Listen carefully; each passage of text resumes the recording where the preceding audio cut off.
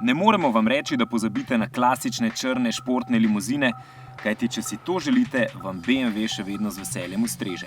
A vendar je pred nami BMW nove dobe. Z umirjeno družinsko obliko, nasploh umirjenim značajem in v tokratnem konkretnem primeru tudi s hibridnim pogonom.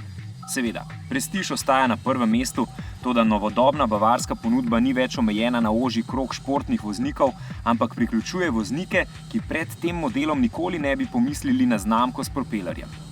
Izraz priključujejo je kar pravi, kajti 225 XE je priključni hibrid. Ko pridemo domov, ga priključimo v elektriko, ko pridemo v službo prav tako, pravzaprav kamorkoli se pripeljemo, poiščemo najbližjo javno polnilnico. To je namreč BMW, s katerim se lahko vozimo na elektriko večji del časa. Če se vozimo pretežno po mestu, če recimo na dan naredimo manj kot 30 km, bomo verjetno posodo za gorivo zelo redko polnili z bencinom. In to ne glede na dejstvo, da trivaljni motor v tem primeru ni vzor varčnosti.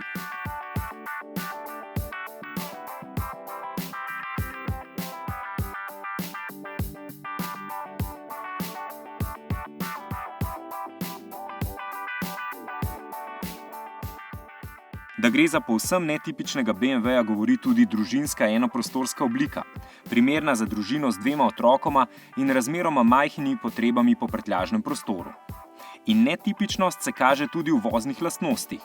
Hibridna dvojka v zavojih ponuja slabši občutek na volanu, niti kombinirano bencinsko-električni 4-kolesni pogon in niti program Sport tega hibrida ne moreta približati fenom klasičnemu BMW-jevsko športnemu načinu vožnje.